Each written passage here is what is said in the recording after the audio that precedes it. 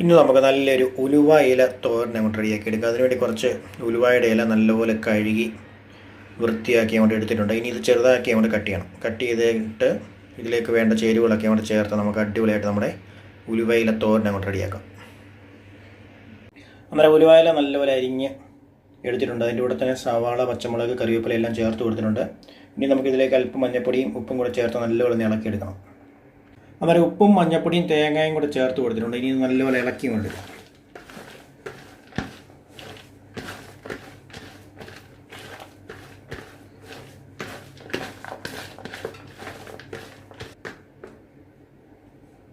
ഇനി നമുക്ക് പെട്ടെന്ന് തോരൻ അങ്ങോട്ട് റെഡിയാക്കി എടുക്കാം. അന്നേരം തോരൻ വെക്കാൻ വേണ്ടി ചട്ടി അടുപ്പത്ത് വെച്ചിട്ടുണ്ട്. ഇനി ചട്ടി ഒന്ന് ചൂടായി വരട്ടെ.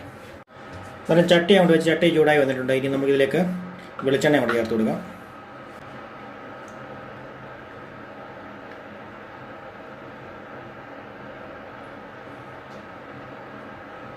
ഒരു വെളിച്ചെണ്ണ അങ്ങോട്ട് ചൂടായി വരുമ്പോൾ അതിലേക്ക് അല്പം കടുക് കൊണ്ടിട്ട് പൊട്ടിക്കാം. കടുക് പൊട്ടി വരുമ്പോൾ നമ്മുടെ ഉലുവ ചേർത്ത്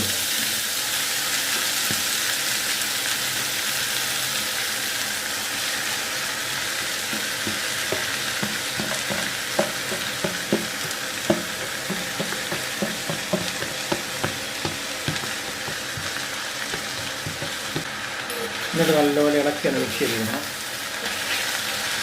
ഇപ്പം തന്നെ വെള്ളം ഒഴിക്കുന്നില്ല. ഇലയിലെയും അതുപോലെ തന്നെ സവാളയിലെയും വെള്ളം മതിക്കണം. നല്ലപോലെ വാടി റെഡിയാക്കിയിട്ട്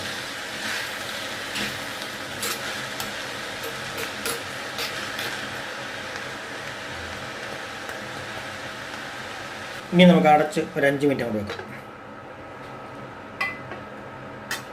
നമ്മുടെ തോരൻ ഇനിയും ഇടയ്ക്കൊന്ന് ഇളക്കി കൊടുക്കാം.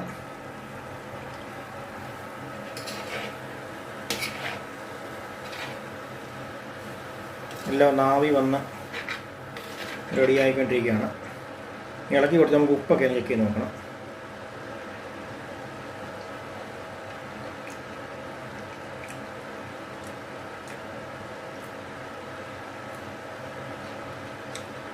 അല്പം ഉപ്പിൻ്റെ കുറവുണ്ട്.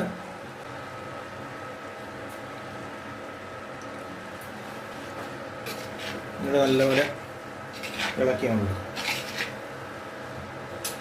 ഉലുവായിലയ്ക്ക് ഉലുവായുടെ കൂട്ട് കയ്പ്പൊന്നുമില്ല, ചെറിയൊരു കയ്പേ ഉള്ളൂ.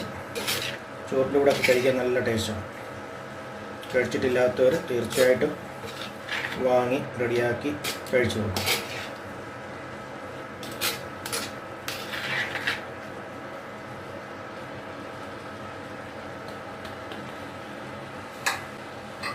രണ്ട് മിനിറ്റ് വീണ്ടും അടച്ചാൽ വെക്കാം.